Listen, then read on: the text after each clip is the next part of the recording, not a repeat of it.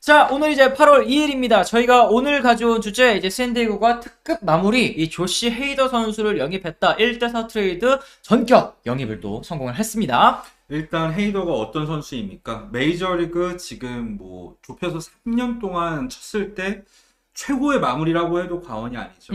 좌완 중에선 최고의 불펜인데 이 헤이더를 영입하면서 뒷문 강화에 성공을 했습니다. 맞습니다. 이제 오늘 새벽이었죠. 이 헤이더가 트레이드 될 수도 있다라는 소식이 뜨자마자 얼마 되지 않아서 바로 이제 던 딜, 이제 트레이드가 완료가 됐다, 이적이 완료가 됐다라는 소식이 나왔는데, 그만큼 좀 물밑에서 오래 좀 얘기를 하다가 바로 이제 트레이드 성사가 좀 된 것 같습니다. 네, 헤이더의 대가 같은 경우에는 지금 기존의 샌디에고 마무리였던 테일러 로저스, 그리고 2020 시즌에 반짝 선발 투수로서 맹활약을 펼쳤던 디넬슨 라멧, 그리고 로버트 게서, 그리고 에스터리 루이스까지 이렇게 4명을 총 넘기게 됐습니다. 이 트레이드로 해서 넘어간 선수들에 대한 설명 저희가 이따가 좀 더 자세히 그래요. 해드리도록 하겠습니다.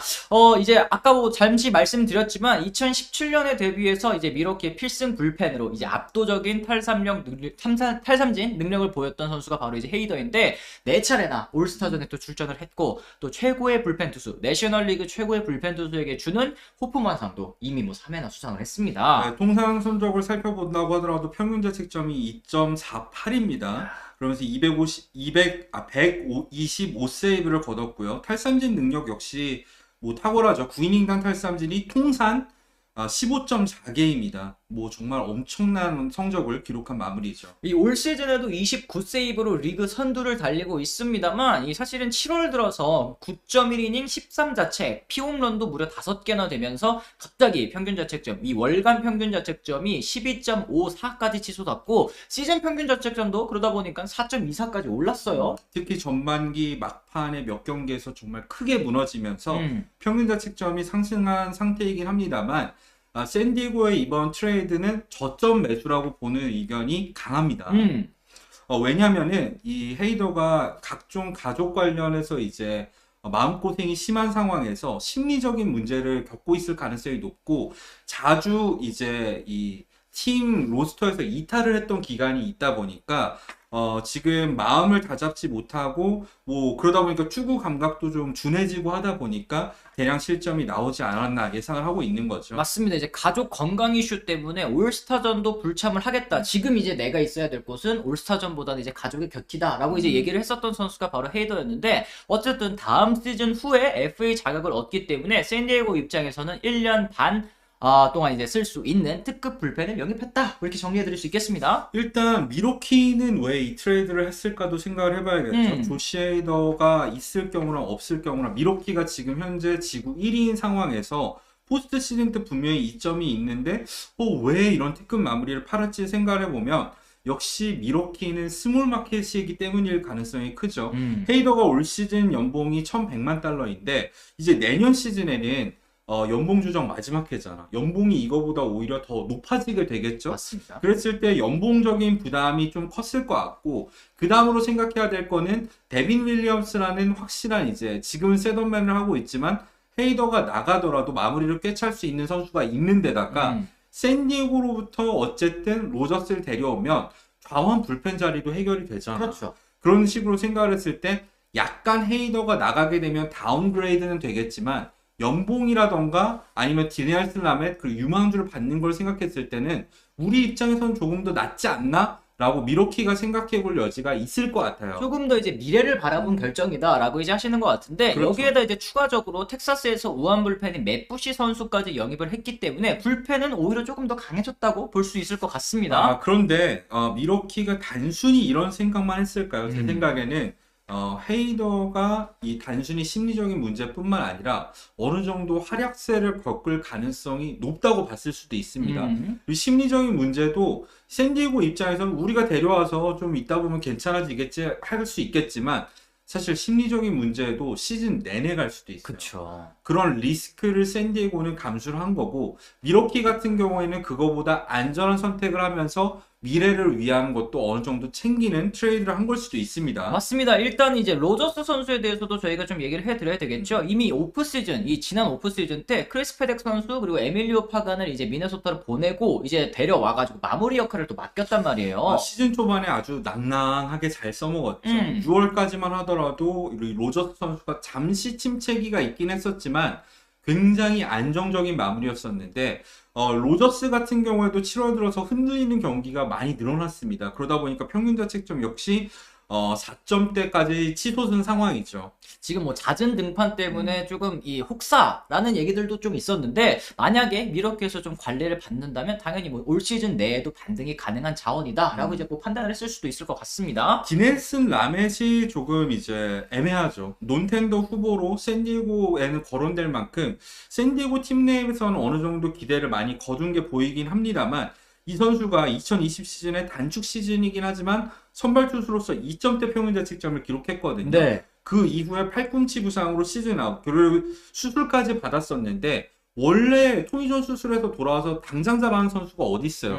좀 더 지켜보고 있으면 반등할 수도 있는 자원인데 샌디에고 입장에서는 조금 빠르게 손절한 느낌이 나고요. 맞습니다. 이미 2018년에 토미존 수술을 받았고 이제 2020 시즌 이후에는 이 시즌 아웃이 됐었거든요. 그렇죠. 그때 좀 재수술 대신에 이 주사 치료 혹은 이제 휴식을 취하고 다시 복귀를 했습니다만 메이저리그에서는 또 주목할 만한 성적을 거두지는 못했습니다. 올 시즌 마이너리그에서 평균 자책점 1점대 찍으면서 반등은 했는데 긁어볼 만한 복권이라는 생각이 좀 들어요. 미러키가 좀 좋아하는 유형이잖아요. 그렇죠. 이렇게 구기에 특화된 선수들 같은 경우에 특히 선발 투수를 미러키가 잘 육성을 해왔기 때문에 우리가 건강적인 이슈만 어느 정도 해결이 됐다면 반등시킬 수 있지 않을까 하는 기대도 분명히 갖고 영입을 했을 겁니다. 네, 샌디에고 입장에서는 올 시즌 연봉 이 라메 선수가 477만 5천 달러였는데 이 선수에다가 이제 로저스 선수의 연봉까지 730만 달러를 더하면 둘이 합쳐서 한 1200만 달러 되잖아요. 그렇죠. 헤이더를 데려오면서 오히려 100만 달러의 페이로를 또 덜어낼 수 있게 된 입장이기도 합니다. 물론 이거는 페이롤적인 계산인 거고 남은 시즌은 반 시즌도 남지 않았기 때문에 이거랑은 조금 다른 계산을 해야 되긴 합니다. 네.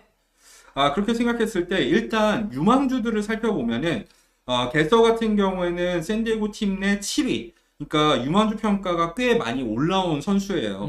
좌완 선발 투수이고 최근에 가치가 많이 올라온 선수. 그리고 에스테우리 루이즈 같은 경우에도 팀 내 28위지만 더블 A랑 트리플 A에서 성적이 상당히 좋았잖아요. 어마어마합니다. 그러다 보니까 미러키 입장에서는 분명히 관심을 가질 만한 선수들을 넘겨준 것 같습니다. 그래요. 이제 로저스가 어쨌든 헤이더로 업그레이드가 됐다고 볼 수 있을 것 같고 이 로저스 선수 같은 경우에는 올 시즌 끝나고 이제 FA가 된단 말이죠. 그러다 보면 이제 미러키 입장에서 좀 부담 없이 한 시즌 쓸 수 있는 남은 시즌 쓸 수 있는 자원이라는 생각이 들고 반면에 샌디에고 입장에서 1년 더 쓸 수 있기 때문에 좀 이런 트레이드가 이루어지지 않았나 일단 싶습니다. 양쪽에서 어쨌든 생각하는 바가 다르기 때문에 뭐 잘 됐을 경우에는 윈윈으로까지 이어질 수 있는 좋은 트레이드라고 저는 생각을 하고요. 네. 이제 헤이더의 가격에 대한 얘기를 해보자면 사실 지난 오프 시즌 때 헤이더에 대한 가격을 듣고 경악을 한 구단 팬들 많았잖아요. 그러니까요. 그런 걸 생각했을 때 부르던 값보다는 가치가 좀 떨어진 상태에서 미러키가 넘기지 않았나 하는 생각을 하게 됐고요. 샌디에고 입장에서는 이 헤이더의 영입이 끝이 아니라고 합니다. 맞습니다. 이 샌디에고의 블록버스터는 아직 끝나지 않았다. MLB.com이 또 얘기를 했는데 지금 뭐 채팅창에도 그러면 이제 소토 샌디에고는 물 건너 간 걸로 보면 되죠? 라고 하셨는데 이 로버트 게서 선수는 사실 팀 내 6위, 뭐 7위 이 유망주였기 때문에 핵심 유망주들은 아직까지 팜에 남아 있습니다. 그렇죠. 에이브람스라던가 핫셀 3세라던가 우드라던가 메릴이라던가 이런 핵심 유망주들이 모두 남아있는 상태에다가 빅리그 레디된 선수들도 상당히 많은 상황이기 때문에 뭐 충분히 소토 트레이드가 아직 물 건너갔다고 보기에는 총알이 많아요. 맞습니다. 네. 더 메가 트레이드가 일어날 수도 있습니다. 지금 이제 짐보든이 이 세인트루이스와 다저스 그리고 이제 샌디에고가 기존보다 더 좋은 제안을 보냈다. 그리고 내일까지 이제 내일 마감 시험 아니겠습니까? 내일까지 어떤 팀이 내주기 싫은 유망주를 한 명 더 끼워주느냐의 싸움일 것 같다라고 이제 얘기를 했어요. 여기에서 만약에 한 팀이 더 급발진한다. 그러면 이제 소토 트레이드가 이루어질 수 있는 거고, 그래도 조금 이거는 좀 얘까지는 못 줘. 이러면 이제 트레이드가 안 일어나는 그런 상황까지 지금 놓인 것 같습니다. 일단 소토 같은 경우에는 지금 워싱턴 입장에서는 따고배짱 장사를 하고 있는 상황입니다. 왜냐면 2년 반이나 남았기 때문에 대가가 사실 다저스한테 제시했다는 대가를 듣고 저는 정말 기함을 했습니다. 럭스나 메이 중 한 명, 그리고 탑백급 드는 유망주 4명을 요구한 상황에서 이거를 과연 정말 맞춰주는 구단이 있을지 저는 사실 반반이라고 봐요. 근데 만약에 트레이드가 일어났다?